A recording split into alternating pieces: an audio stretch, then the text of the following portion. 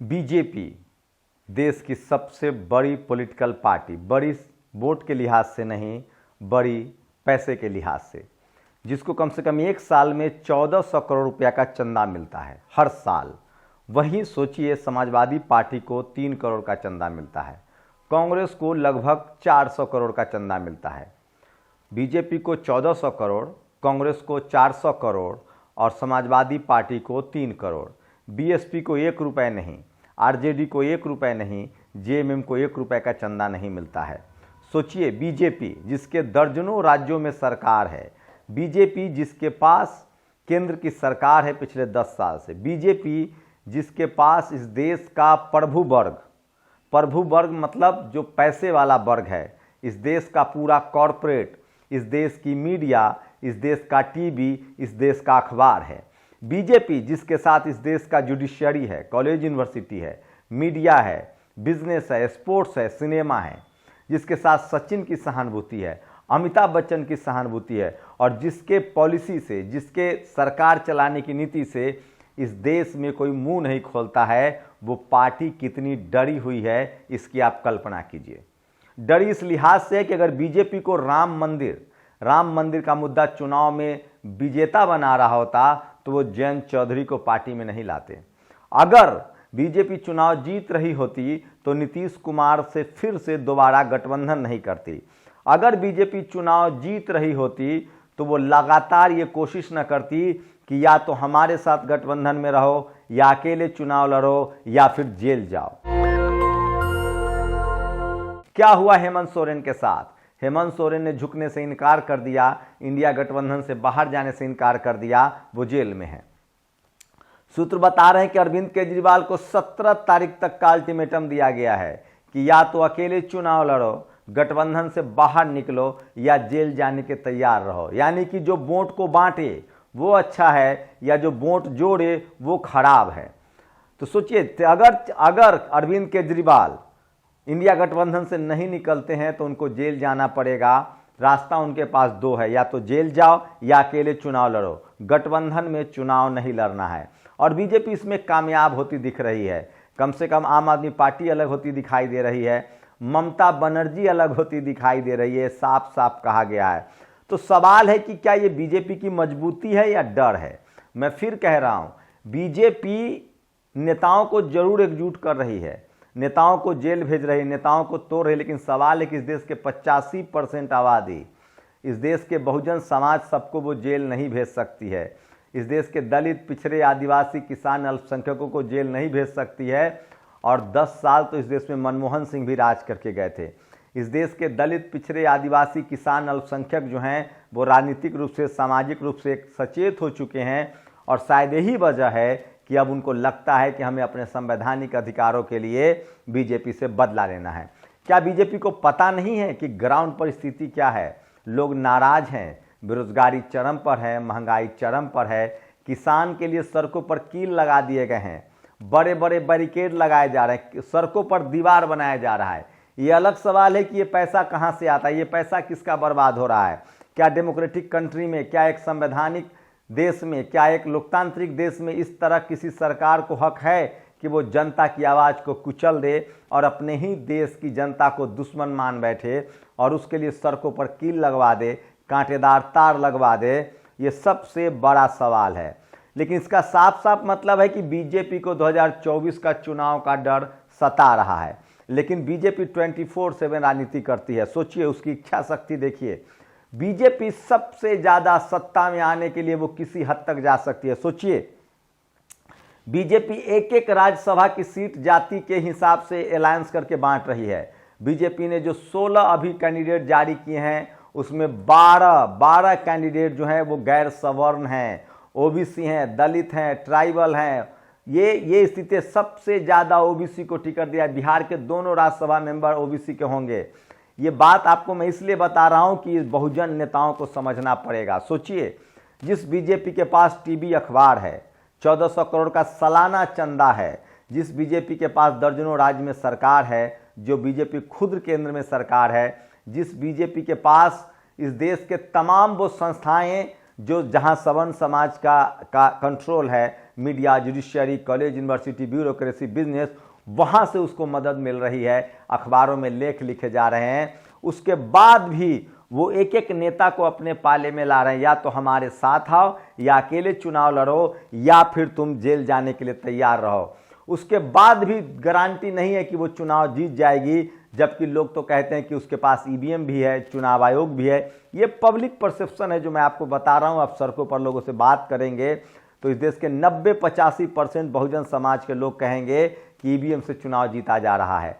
लेकिन उसके बाद भी बीजेपी अपना पॉलिटिकल कुनबा, अपना गठबंधन बड़ा करने की कोशिश में लगा हुआ है। वो तमाम दलों के उन नेताओं से जो कल तक उनको गालियां देते थे, जयंत चौधरी क्या कहते थे, ओपी राजभर क्या कहते थे, उन सबको अपने साथ ला रहे हैं, नीतीश कुमार को साथ ला रहे हैं। लेकिन बहुजन समाज के नेताओं का ईगो देखिए, घमंड देखिए, अभिमान देखिए। इसकी वजह यह है कि उनको राजनीतिक लालसा नहीं है, या उन्होंने सड़कों पर संघर्ष नहीं किया है। उनमें मायावती जी की तरह या मान्यवर कांसी राम की तरह राजनीतिक उन्होंने संघर्ष नहीं किया है, लालू यादव की तरह जेल नहीं खटा है, मुलायम सिंह तरह सड़कें नहीं छानी है, शिबू सोरेन की तरह जेल नहीं गए हैं, या फिर स्टालिन की तरह उन्होंने पेरियार की आंदोलन को नहीं अपनाया है। अब वक्त आ गया है, अखिलेश यादव को समझना पड़ेगा और अपना घमंड, ईगो ये सब छोड़कर बीएसपी सुप्रीमो मायावती से गठबंधन करना होगा। अब बीएसपी के नेताओं को अपने ही छोटे भाई चंद्रशेखर आजाद रावण को साथ मिलाना होगा। अब जाकर हेमंत सोरेन को समझना पड़ेगा कि आपको दलित मुख्यमंत्री बनाने पड़ेंगे। और इस देश में आज भी, मैं फिर कह रहा हूं, एक डंके की चोट पर कह रहा हूं, अगर आज भी अखिलेश यादव, मायावती और चंद्रशेखर यूपी में एक साथ हो जाए, कांग्रेस उनके साथ है ही, तो कोई नाम लेवा नहीं बचेगा। सोचिए। और सबसे बड़ा फैक्टर ओवैसी हैं। अगर मायावती, अखिलेश यादव, ओवैसी, स्टालिन, करुणानिधि के बेटे जो हैं स्टालिन तमिलनाडु वाले, और उसके बाद हेमंत सोरेन आरजेडी, और उसके बाद वो तमाम, अभी जो मैं इन 5 नेताओं को कह रहा हूं, जो बड़े नेता, बीएसपी सुप्रीमो मायावती को अगर इस देश के बहुजन समाज को बचाना है, संविधान को बचाना है, तो आज भी समय नहीं बीता है। अखिलेश यादव के पास पूरा कैरियर बचा हुआ है, वो अगली बार मुख्यमंत्री बन सकते हैं। आज भी अगर अब भी अखिलेश यादव, मायावती जी का गठबंधन हो जाए और मायावती जी को प्रधानमंत्री का कैंडिडेट घोषित कर दिया जाए, तो इस देश की फिजा बदल जाएगी। राहुल गांधी के पास भी समय है, अखिलेश यादव के पास भी समय है, आकाश आनंद के पास भी समय है, चंद्रशेखर आजाद के पास भी समय है, हेमंत सोरेन के पास भी समय है, तेजस्वी यादव के पास भी समय है, मुकेश सहनी है। 1 मिनट में पासा पलट जाएगा कम से कम 5 राज्यों में, राजस्थान, मध्य प्रदेश, छत्तीसगढ़, बिहार, यूपी, झारखंड, यहां से सुपरा साफ हो जाएगा। एक झटके में ये लोग चाहें तो बीएसपी सुप्रीमो मायावती को प्रधानमंत्री का कैंडिडेट घोषित करें, कांग्रेस इनके साथ आएगी ही आएगी। खड़गे सम्मानित नेता हैं, वो चाहते हैं कि गठबंधन हो। आज जो राहुल सोशल जस्टिस की भाषा बोल रहे हैं, जाति जनगणना की मांग कर रहे हैं, तो इसकी सबसे बड़ी वजह है खड़गे। तो एक झटके में पूरे हिंदी पट्टी की राजनीति बदल सकती है, और कांग्रेस दक्षिण में मजबूत है ही, और बीजेपी के पास फिर कोई ऑप्शन नहीं बचेगा। लेकिन सवाल है कि क्या बहुजन समाज के नेताओं का ईगो इतना बड़ा है कि वो सामने मुसीबत देख रहे हैं, अगर ये नाव डूबी तो सभी डूबेंगे। और मैं फिर कह रहा हूं, मेरे जैसे लोगों का कुछ नहीं होगा, जिनके पास न रहने के लिए है, न खाने के लिए है, न पहनने के लिए है। अब जो मार पड़ेगी वो बहुजन समाज के पढ़े लिखे लोगों पर, बहुजन समाज के नेताओं पर, आईएएस पर, पीसीएस पर, उन तमाम ताकतवर लोगों पर मार पड़ेगी जो जातिवाद, मनुवाद से लड़कर बाबा साहेब के संविधान के जरिए सिस्टम में आए हैं। उन सब को इसका दंश झेलना पड़ेगा, और जातिवाद, मनुवाद आपका पीछा नहीं छोड़ेगा।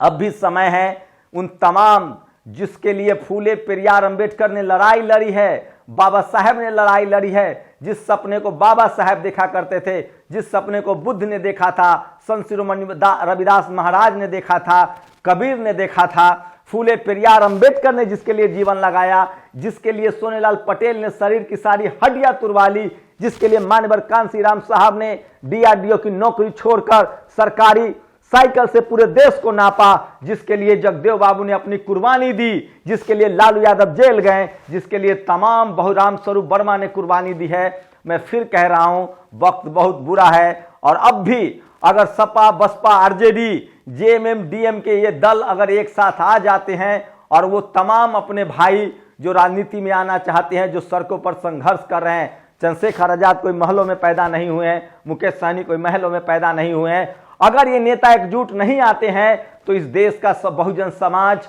बर्बादी के कगार पर खड़ा है और बर्बाद हो जाएगा। और जानबूझकर आरएसएस, बीजेपी की रणनीति है कि तमाम एससी, एसटी, ओबीसी को जातियों में बांट दिया जाए, उनको जाति का नेता खड़ा करके उनका संवैधानिक अधिकार छीन लिया जाए। एक वैकेंसी बताइए जिसमें एससी, एसटी, ओबीसी के सीटों के साथ बेईमानी नहीं होती है। आज सुप्रीम कोर्ट में एससी, एसटी, ओबीसी रिजर्वेशन को बांटने की साजिश हो रही है। आज देश में एक भी एससी, एसटी, ओबीसी, अल्पसंख्यक समाज, किसान समाज का आदमी सीने पर हाथ रख के कह दे कि वो सम्मान से नौकरी कर रहा है और जातिवाद नहीं झेल रहा है। आज इस देश का किसान जब धरना प्रदर्शन करना चाहता है तो सड़कों पर कील लगाई जा रही है। ये दलित, पिछड़े, आदिवासी, अल्पसंख्यक, किसान समाज के लोग जो सरकार में बैठे हुए हैं, जो सत्ता पक्ष में बैठे हुए हैं, उनके जमीर को जागना चाहिए। अगर नहीं भी जगता है, सोचिए उनको तो चेतन आनंद से सीखना चाहिए, जो आनंद महन का बेटा है, जिसको रिवॉर्ड मिला, जिसके पिता हत्यारा था, हत्या का दोषी था, उसको छोड़ दिया गया। वो आज एक बहुजन समाज की बेटी के लिए द्व्यर्थी संवाद लिखता है। वो कहता है कि ठाकुर के कुएं में बहुत पानी है, बहुत पिलाया जाएगा। तब प्रियंका भारती के लिए इस तरह के ट्वीट किए जा रहे हैं और सोचिए किस तरह का जातीयता किया जा रहा है। उसके बाद भी ये जिम्मेदारी बहुजन समाज की है। मैं फिर कह रहा हूं, हम लोग फूले, पेरियार, अंबेडकर, रामस्वरूप वर्मा, जगदेव बाबू और सोनेलाल पटेल, मान्यवर कांसी राम साहब, करुणानिधि को मानने वाले लोग हैं। इस देश में अभी भी मौका है। इस देश के दलित, पिछड़े, आदिवासी, अल्पसंख्यक, किसान, ओवैसी को अपने साथ लाना पड़ेगा। और आज भी प्रकाश अंबेडकर हैं, अगर आज भी मायावती जी, अखिलेश यादव एक साथ आ जाएं, तेजस्वी यादव को समझना पड़ेगा कि जिस आनंद मोहन को छोड़ा, उनके बेटे ने उनको धोखा दिया। बिहार में बीएसपी से गठबंधन कीजिए और इस देश में जब बीजेपी दर्जनों दलों से गठबंधन कर सकती है तो बहुजन समाज के नेताओं को गठबंधन करना पड़ेगा। और मैं आखिरी बात कह रहा हूं कि अगर बहुजन समाज के नेताओं का ईगो बड़ा है, समाज से बड़ा उनका ईगो है, समाज से बड़ा उनकी महत्वाकांक्षा है, जब समाज ही नहीं बचेगा तो आप कहां बचोगे। और अगर इससे भी नहीं बात बनी तो इस देश के दलित, पिछड़े, आदिवासी, किसानों को सीखना चाहिए, अल्पसंख्यकों को सीखना चाहिए। जब पाकिस्तान में इमरान खान की पार्टी छीन ली गई, चुनाव चिन्ह छीन लिया गया, तब उनकी पार्टी, वहां की जनता ने निर्दलीय जिता दिया। बहुजन समाज के लोगों को भी अब जाति से ऊपर उठकर एससी, एसटी, ओबीसी के संवैधानिक अधिकारों के लिए उन पार्टियों को वोट करना पड़ेगा, उन लोगों को वोट करना पड़ेगा जो उनको संवैधानिक अधिकार दे रहे हैं। मैं फिर कह रहा हूं, आज जो हमारी पॉलिटिकल लीडरशिप है उसमें दूरदर्शिता की कमी है, उसमें बहुत सारी गलतियां हुई हैं, लेकिन समय ने सबको सिखा दिया है, बीजेपी ने सिखा दिया है जातिवाद, मनुवाद क्या होता है, ये अब सबको समझ में आ रहा है। अखिलेश यादव का घर धोया गया। सोचिए, तेजस्वी यादव को चेतन आनंद और 2 सवन विधायकों ने धोखा दिया और वो बात करें। हेमंत सोरेन ने विधानसभा में कहा हम बाबा साहब के रास्ते पर चलेंगे। स्टालिन तो उसको जानते ही हैं।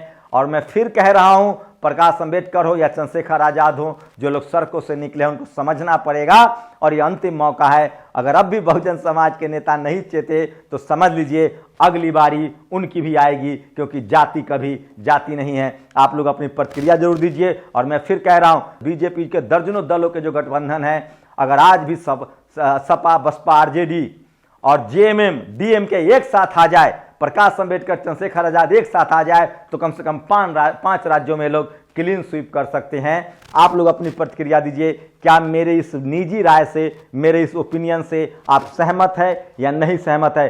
पत्रकारिता में अब तक सवर्ण समाज के पत्रकार होते थे। आप जो टीवी देखते हैं उसमें उन पत्रकारों का ओपिनियन होता है अपनी जाति और समाज के पक्ष में। आप जो अखबार पढ़ते हैं उसमें सवर्ण समाज के पत्रकारों का ओपिनियन होता है अपनी जाति और समाज के पक्ष में। मेरा ओपिनियन संविधान के पक्ष में है, मेरा ओपिनियन इस देश की सेना के पक्ष में है, मेरा ओपिनियन सम्राट अशोक, बाबा साहब अंबेडकर, शिवाजी महाराज, चंद्रगुप्त मौर्य के देश के भारत, अखंड भारत के पक्ष में है। मेरा ओपिनियन इस देश के 90-95% लोगों के पक्ष में है, जिनकी राजनीतिक हिस्सेदारी मिलनी चाहिए। आप लोग अपनी प्रतिक्रिया जरूर दीजिए। शुक्रिया। नेशनल दस्तक की आपसे गुजारिश है कि अगर इसको बचाना चाहते हैं तो नेशनल दस्तक को सब्सक्राइब करने के लिए रेड कलर के सब्सक्राइब बटन को दबाएं, फिर बेल आइकन की घंटी दबाएं। नेशनल दस्तक को बचाने के लिए बहुत जरूरी है कि हर खबर को शेयर करें, लाइक करें, कमेंट जरूर करें।